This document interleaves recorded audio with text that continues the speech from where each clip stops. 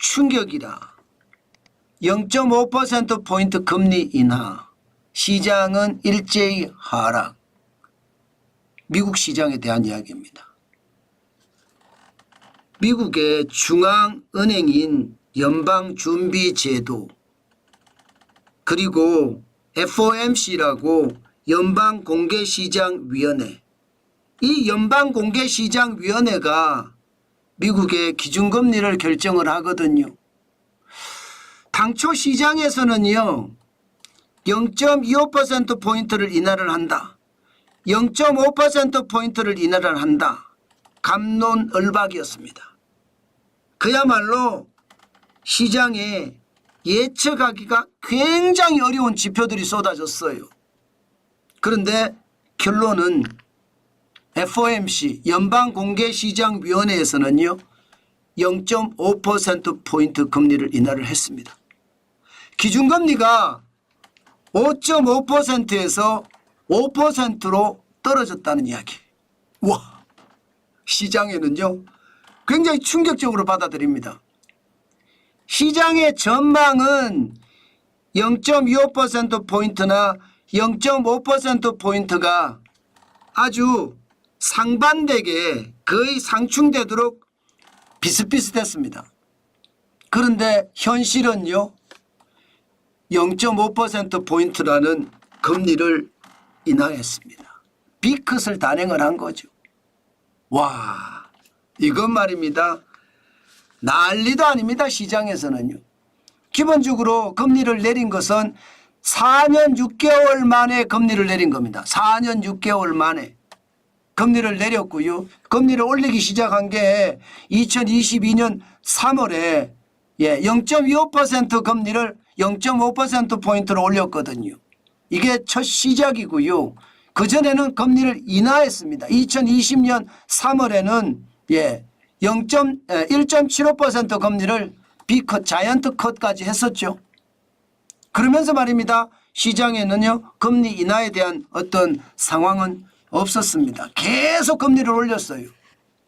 그러다가 2023년 7월부터 시작해서 기준금리를 8연속 동결한 후에 지금 9번째는 0.5%포인트 인하 B컷을 단행했다는 뜻입니다. 야, 이렇게 시장에 B컷을 단행하니까 시장은요 솔직히 엄청 놀랐어요. 왜냐하면 0.5%포인트 금리 인하는 경기 침체를 의미하기도 하거든요. 지금 미국 경제가 침체의 어떤 기로에 들어섰다, 이렇게도 이해할 수 있는 지표이기 때문입니다. 그만큼 말입니다. 시장은요 저는 바싹 얼었다 이렇게 생각을 합니다.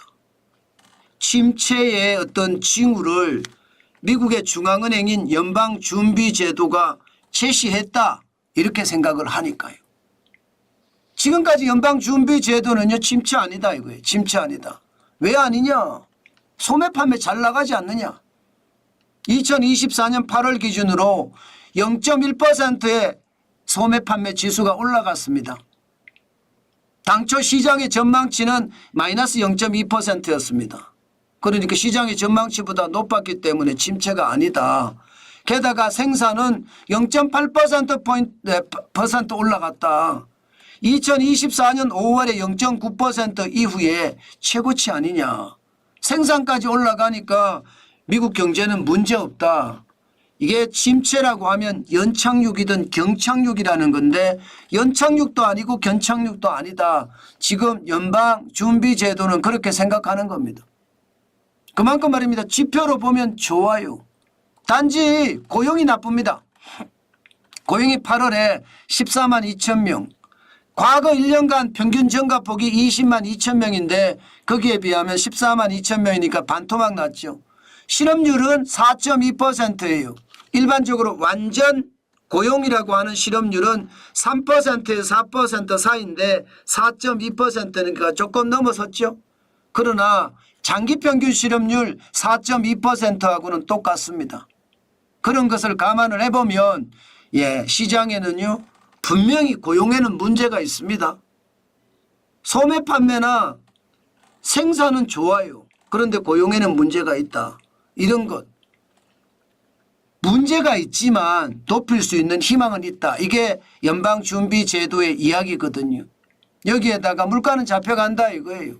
지금 8월에 미국의 소비자 물가가 2.5%까지 떨어졌다. 잡혀가는 것 아니냐. 물가도 잡혀가니까 이제는 금리를 0.5%포인트 인하해서 뭔가 시장의 어떤 나쁜 요소들을 악재들을 털어내겠다. 이런 의미가 강하다 이렇게 이야기합니다. 그 말이 틀린다고 생각은 하지 않습니다. 그렇지만 0.25% 인하 베이비 컷을 하는 거하고요. 0.5%포인트 인하 B컷을 하는 것은 시장에서 이야기하는 어떤 신호가 굉장히 달라질 수도 있습니다. 시장에서는요. 실제로 시장은요. 굉장히 흔들렸어요. 보시는 것처럼 나스닥 종합지수 기술주 중심입니다. 뭐 시장이 흔들리는 정도가 아니라 왔다 갔다 그야말로 0.5%포인트 인하가 경기를 부양하는 거냐 아니면 경기 침체를 보는 거냐. 이게 말은 어떻게 생각하면 결과론적으로는 똑같은 거예요. 경기를 분양해도 0.5%포인트 인하해서 올린다는 뜻이고 0.5%포인트 인하했다는 건 경기 침체에 대한 느낌이 있으니까 침체에 또 분위기가 만들어진다. 이렇게도 이야기할 수 있는 거는 맞아요. 그러나 시장의 심리는 다른 문제거든요. 부양이라는 말과 침체를 다시 일으키는 말은 굉장히 다른 말입니다. 침체를 뜻하느냐 아니면 부양을 뜻하느냐 여기에 따라서 투자자들은 굉장히 혼란스러워했습니다. 시장 굉장히 혼란스러워하잖아요. 그죠? 굉장히 혼란스러워하죠. 그러다가 결국은 내렸습니다. 0.31%가 내렸고요. 54.76이 빠져서 17,573.30으로 마감했습니다. 전체적으로 기술주 중심의 나스닥 종합지수가 떨어졌다. 최종적으로 빠졌다는 것은요. 오늘 당장 침체다 이렇게 이야기할 수는 없지만 투자자들은 침체에 방점을 두고 있다. 이렇게 생각해서 해서도 저는 된다고 생각합니다. 그만큼 침체에 투자자들은 방점을 뒀다. 왜? S&P 500도 빠졌거든요. 0.29가 빠져서 16.32가 빠졌고요. 5,618.26으로 마감했습니다. 전체적으로 투자자들의 성향은 부양이냐 침체를 두고 왔다 갔다 하다가 결국은 침체의 방점을 찍고 말았습니다. 또한 말입니다. 블루칩 중심의 다우산업지수도 마찬가지입니다. 0.25% 빠졌고요. 103.08이 빠져서 41,503.10으로 마감했습니다. 전체적으로는 말입니다. 시장에서 침체냐 부양이냐를 놓고 부양이냐 침체냐를 놓고 투자 심리가 굉장히 크게 부딪혔지만 결론적으로는 침체의 방점을 찍었다. 그러나 주가가 폭락한 것은 아니잖아요. 약간 떨어지고 말았잖아요. 그런 것을 보면 아직까지 더 생각을 해보겠다. 결국 미국 연방준비제도가 이야기하는 것처럼 말입니다. 이게 연착륙이나 경착륙은 아닐 수도 있다. 투자자들은 그렇게 생각을 한다 이렇게 보입니다. 투자자들은. 그러나 시장의 움직임은 앞으로 어떤 일이 일어날지는 아무도 모릅니다. 분명한 것은요. 돈을 엄청나게 많이 풀었고 미국의 통화량도 엄청나고요. 또 재정적자도 지금 8월까지만 하더라도 1조 9천억 달러거든요. 엄청나게 돈을 풀고 있거든요. 결국은 돈 풀어서 살리는 어떤 경기라는 느낌이 굉장히 강하거든요. 그 말은요. 결국 거품이 쌓여 있다는 뜻이에요. 언젠가는 이 돈 풀었던 거 거둬들여야 됩니다. 그렇게 됐을 때 전체적인 경기는 어떤 방향으로 변할까요? 아마 여러분 저는 경기 둔화 솔직히 심상치 않다 이렇게 생각을 합니다.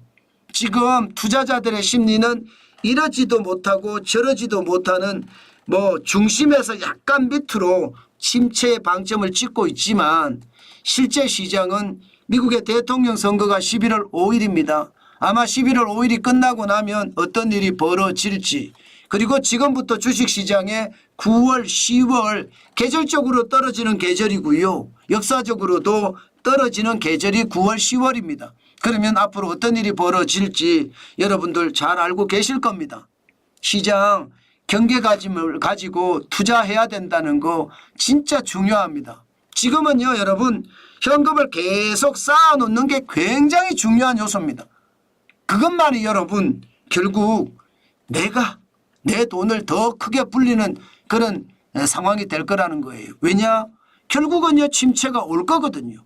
그때 분노의 매수를 해도 늦지 않는다. 반드시 극단적인 어떤 침체가 올 수도 있다. 그런 생각을 한다는 뜻입니다. 저는 여러분 시장 경기 둔화로 보는 건 맞습니다. 그런데 이게 연착륙이냐 경착륙이냐 아니면 그것도 아니고 경험하지 못한 위기냐 셋 중에 하나겠죠. 그렇지만 여러분 연착륙보다는 경착륙에 가깝다. 경착륙도 무섭지만 경험하지 못한 추락도 있을 수 있다. 저는 그렇게 경우의 수를 넓혀서 봐야 된다고 봅니다. 그만큼 시장의 위협 크니까 조심하시고 조심하는 거 잊지 마시라. 그 말씀 오늘도 강조합니다. 종목별로도 보겠습니다. 필라델피아 반도체 지수 많이는 아니지만 필라델피아 반도체 지수는 떨어졌습니다. 이게 뭐 많이 떨어진 것은 아니에요.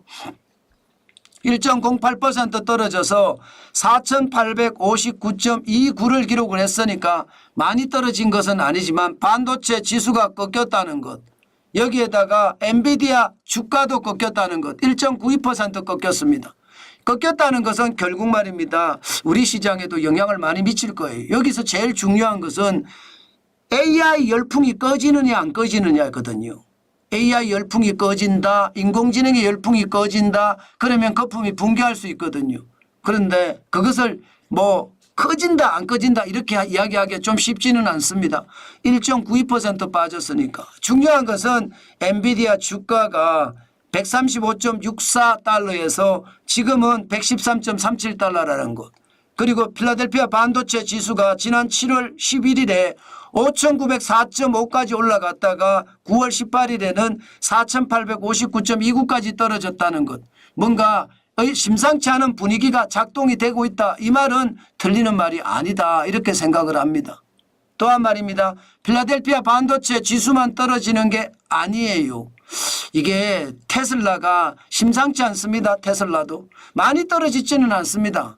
많이 떨어지지는 않지만 테슬라는 227.2달러까지 떨어졌습니다. 테슬라가 222.2달러까지 떨어졌어요. 많이 떨어졌지는 않지만 227.2달러까지 떨어졌으니까 뭔가 전기자동차나 혹은 자동차주, 2차 전지주 쉽지 않다는 이야기잖아요.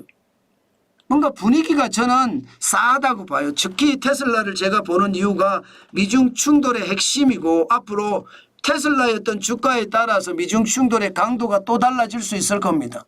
그만큼 말입니다. 시장의 분위기 많이 달라지고 있다 이렇게 봐야 되고요. 단지 말입니다. 뭔가 분위기가 조금 다르다고 느낀 것은 애플 주가일 겁니다. 애플 주가는 올라갔습니다. 229.69를 기록했거든. 1.80% 올랐습니다. 이게 IT잖아요.